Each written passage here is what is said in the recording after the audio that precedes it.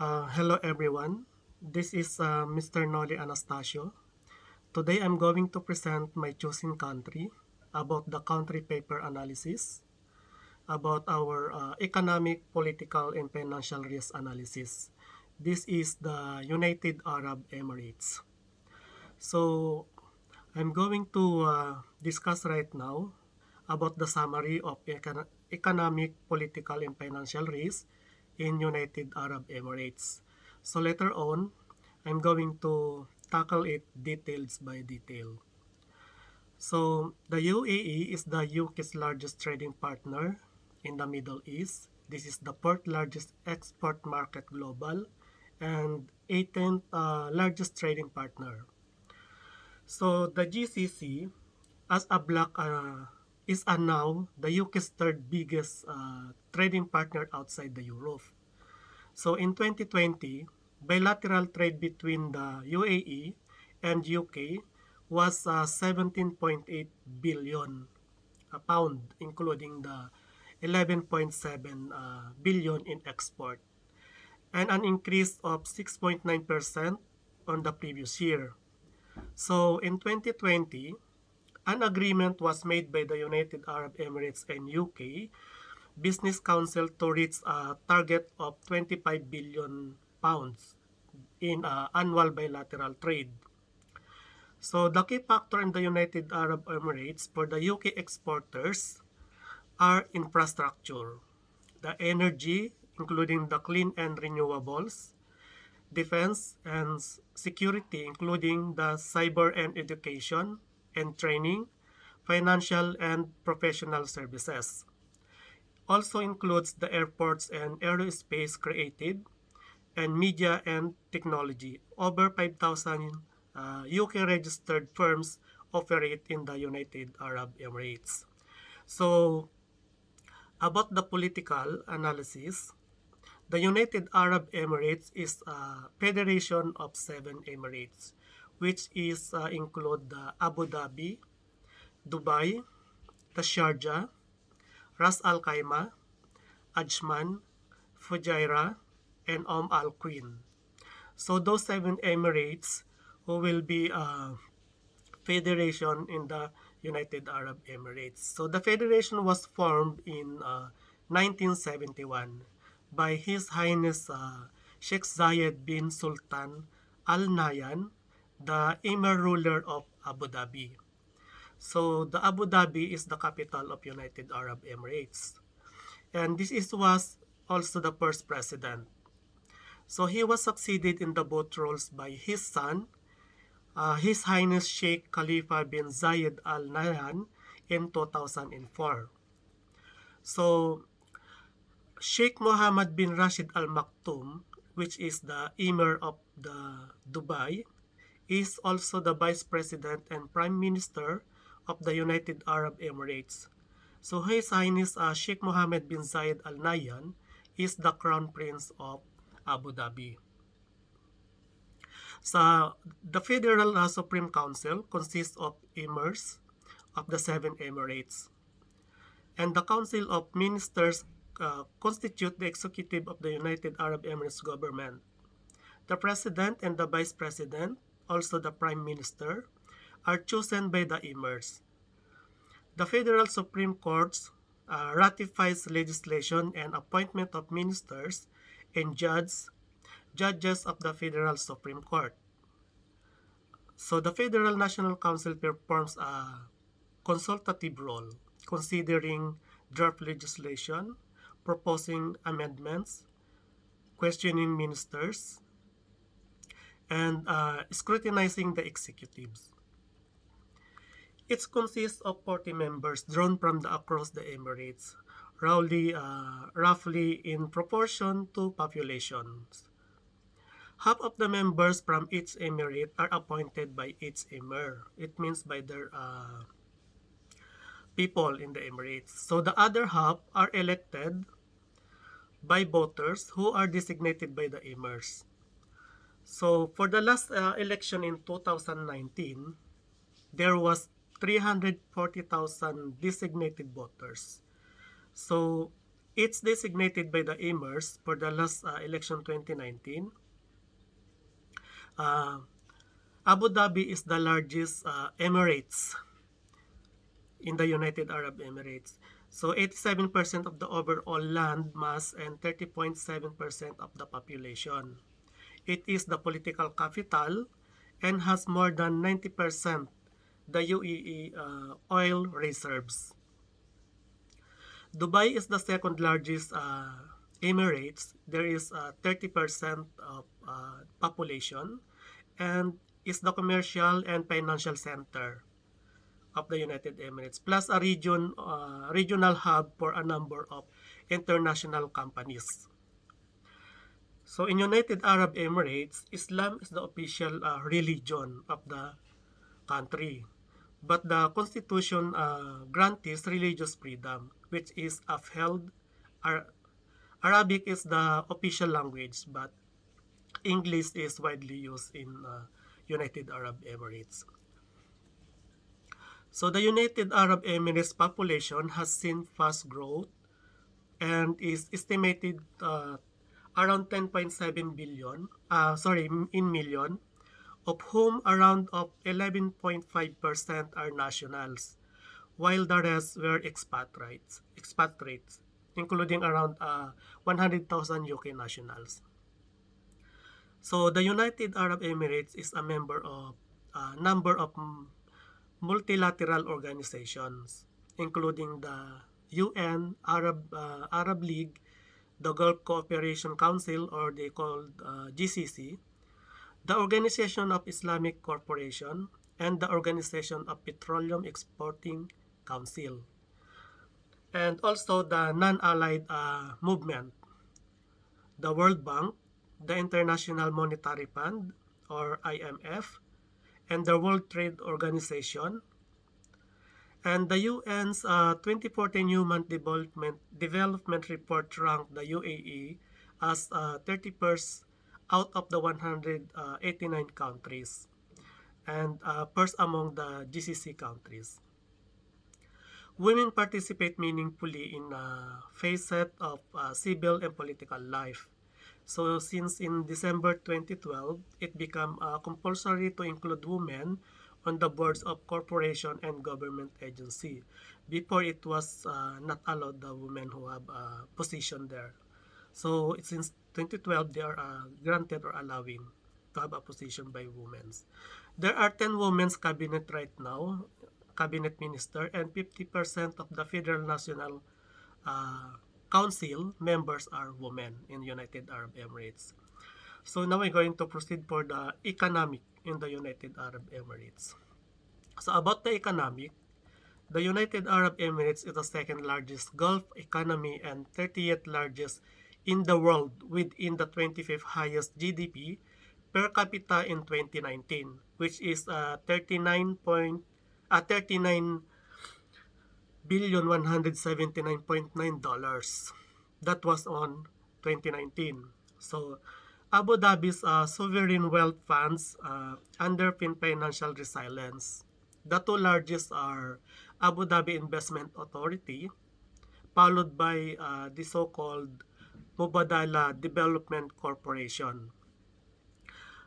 Surprise and volatile oil price, in addition to the economic impact of COVID-19, have a cost of slump in economic activity from 1.7% in 2019 and 1.7% in 2019 to a forecast of negative 6.6% in 2020. So according to the report of IMF, a return of positive growth of 1.3%, it will be expected during this year, 2021, with a significant rebound on 2020. So in 2020, UAE's fiscal break-even oil price was $69.10. In 2019, the budget deficit was estimated to be negative 0.8% of GDP and is predicted to fall to negative 9.9% in 2020. So future growth will be driven by public sector spending in infrastructure, a rebound in oil revenues, and an acceleration economic diversification. However, lower oil prices will translate into cutback in government expenditure. So sectors earmarked for increased investment include of agri-tech, health and life sciences, education and skills, circular and green economy, AI including also, and the digital economy, financial services and fintech, and advanced manufacturing. UAE is also renewing its focus on fostering SMEs, startups, R&D, attracting FDI, and being a distribution hub. So the UAE Central Bank respond to COVID-19 by deploying 256 billion in dirhams, a monetary stimulus package. This primarily took the form of bank loan, and the majority of this has been absorbed by government related entities. So SMEs has seen limited support. So to date, there has been a federal fiscal stimulus. Individual Emirates has extended multi-billion packages to reduce fees, rents, and licensing for businesses and household. It has been estimated the UAE expat population, 90% of the total labor force, could shrink to 10% due to COVID, denting UAE's consumer base. So UAE has made more progress than other in the region in diversification. It's diversifying its economy. So UAE's diversification strategy has developed several for non-oil sectors. IMF's forecast for 2021 are for non-oil GDP of growth of 3%. For non-oil sector, contributed close to 70% of GDP in the United Arab Emirates. While for the hydrocarbon continue to provide the largest source of income for Abu Dhabi government. So while hydrocarbons continue to provide the largest single source of income for Abu Dhabi government, 80% for oil and 20% for gas. So the Dubai's hydrocarbon reserve are far more limited, and it is economy more diverse. This will be based on vision of Dubai as a global business, logistics, media, leisure hub, and Dubai has been hit particularly hard by during the COVID era. Dubai commercial and residence property, also the price have experienced a downward correction over the several years due to largest of oversupply. Decline in property prices has been a key factor driving the United Arab Emirates deflationary environment. It it was on 2019, it's recorded about negative 1.9%. However, it is expected that the postponed during the Dubai Expo 2020. Now the hosted is this coming around for the month of October 2021 up to March 2022. It will be significant boost for the Dubai economy during this Dubai Expo 2020 event. The Abu Dhabi Economic Vision for the 2030 sets a target for non-oil sectors for contributing around 64% of Abu Dhabi's GDP by 2030. So the Emirates is positioning themselves as a financial service hub through their newly created Abu Dhabi Global Markets, and also the manufacturing and industrial hub and tourism destination in its own right. And the UAE was ranked of 16th in the World Bank Ease of Doing Business in 2020, and 25th in the 2019 World Economic Forum's Global Competitive Index, and the highest rated in the United Arab Emirates. That was on 2019. The UAE has turned fiscal constraint into opportunity for economic reform. The new visa and citizenship rules, as well as social reforms, and being introduced to attract and retain high value for the expats and foreign investments. Retail fuel prices are no longer fixed at artificially low level and are adjusted monthly in relation to oil prices. The United Arab Emirates, along with Saudi Arabia, introduced for the VAT at 5% in 2018. It was before the income in the said country is non-taxable, but now they are implemented along with this Saudi Arabia's in 2018. New taxes have been added to hotel charges and to expatriates' utility bills. Residents expatriates now pay municipality taxes related to the rental values. And several mergers and rationalizations have been undertaken. The First Gulf Bank with National Bank of Abu Dhabi, Mubadala with Abu Dhabi Investment Council, which is ADIC, and International Petroleum Investment Company, the petroleum institutions with Khalifa University and Masdaq Institute. So the Abu Dhabi National Oil Company, or ADNOC, has undergone a major process of integration and rationalization under the new leadership of Sultan Al Jaber, and has ambitious plans to increase production also by 2030 by redeveloping and expansion of existing wells, and the development of marginal oil reserves, both onshore and offshore, mostly for export. So the UAE's oil and gas reserves are the sixth largest and the third largest production in the OPEC. The UAE imports significant quantities of gas, mainly from Qatar, to meet the domestic energy needs more cheaply and cleanly than oil. In 2020, the first of four reactors of Abu Dhabi's Baraka nuclear power station started supplying the grid.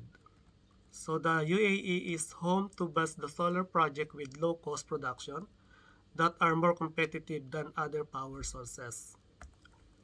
The United Arab Emirates also has set itself a target of 50% clean energy, which is the nuclear and solar by 2050, with the remainder coming from gas. So UAE also has a plan to invest in waste energy and blue and green hydrogen. So UAE has a set economy-wide emission, reducing the target of 23.5% by 2030, according to the business as usual trajectory. And then, the UAE is also a significant source of direct and indirect investment for the UK, including the DP Worlds, which is 2.7 billion pound, at London Gateway and Masdars, which is they have 1.5 billion pound as well.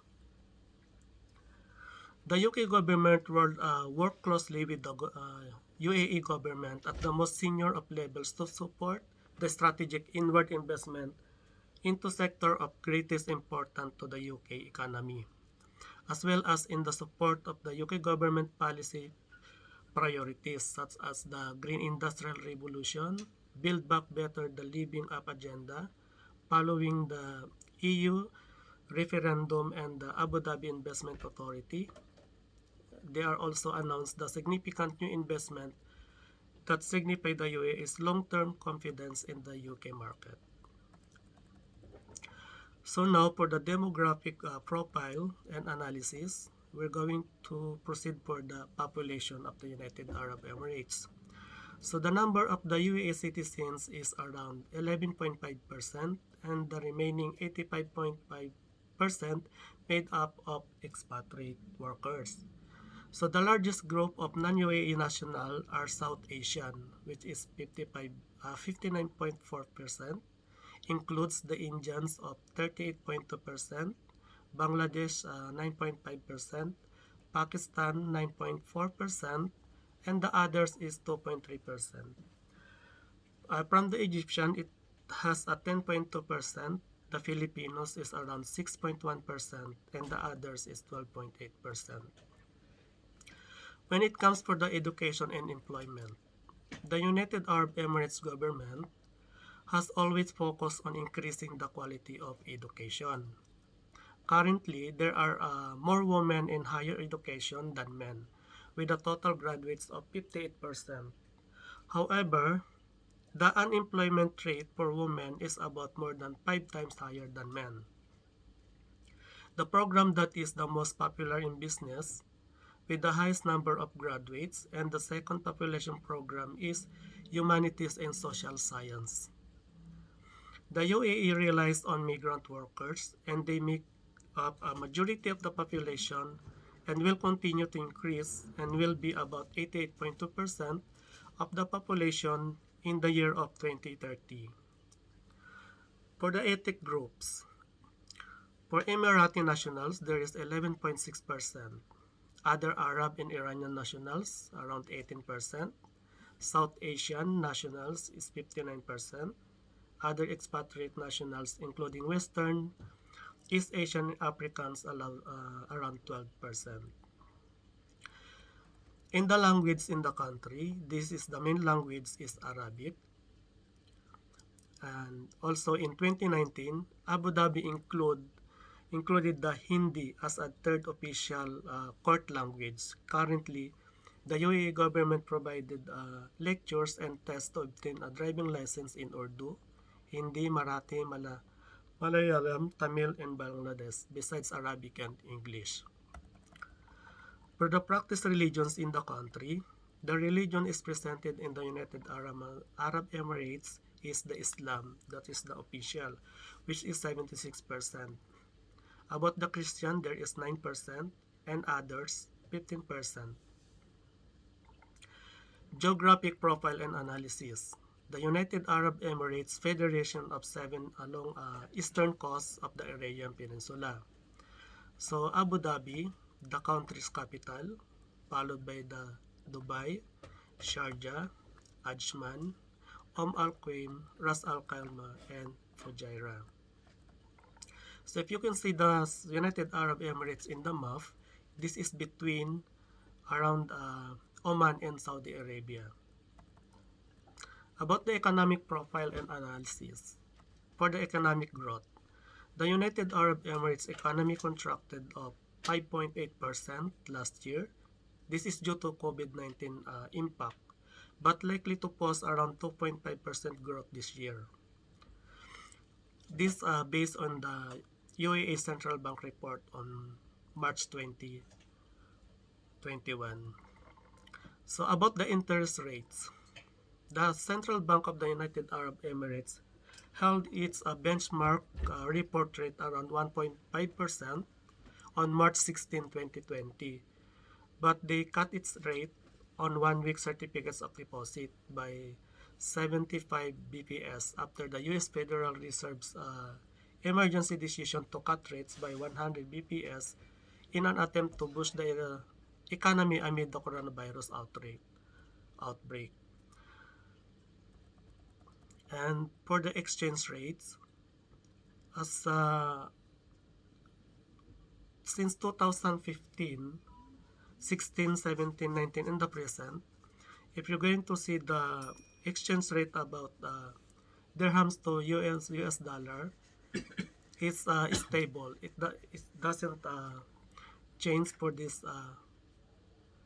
exchange rate. For the inflation, consumer price drop of 0.41% in February over the previous month, and 0.15 increase lag in January. So February result marked the sharpness decrease in the price in 5 months. The reading also reflect lower price of housing, water, electricity, and gas, as well as for the food and beverages. The overall decrease was cushioned by higher price for transportation. However, consumer price declined for 2.0% on an annual basis in February, accelerating from January 1.9% fall. So meanwhile, the trend pointed down, with annual average variation of consumer price coming at negative 2.2% in February. There is a down from January's 2.1%. So consumer price pressures will have remain for the quarter one. And looking ahead, however, the fall in price should continue to moderate in quarter two, and inflation should come back in H2 with the strengthening of economic activity of the COVID-19 vaccine is gradually rolled out and restrictions globally lifted. And also focus on economic consensus forecasts. Participants expect consumer price to grow at around 0.08% on overall average in year 2021, which is unchanged from the last month forecasted for 2022. They can see around inflation averaging of 1.9%.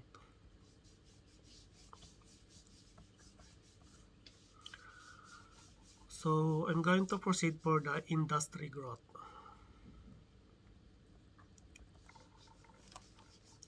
The main sector of industry. According to the latest figure from the World Bank, agriculture contributes to 0.7% of GDP and employed a mere 1% of the workforce. As most of the country is unsuitable for the agriculture and animal husbandry, hence around 85% of UAE's foods is imported. Fishing and date growing are among the main agriculture activities in the region. The sector was the most resilient to the COVID-19 pandemic. And the manufacturing activities have seen unprecedented growth in the recent year, particularly in sectors such as metal processing, including the furniture, industrial preparation of foodstuff, aluminum production, construction materials, fertilizers, and petrochemical industry, including also the fiberglass and real estates. Industry now comprises around 46.2% rather of GDP and employs 34% of the workforce. So the portion of GDP from oil and gas sector has declined gradually for 30% of GDP. So according to the latest estimates, owning a successful economic diversification policy, the United Arab Emirates is the world's eighth largest oil producer with the significant reserves. And also, approximately around 100 years at the current rate of consumption.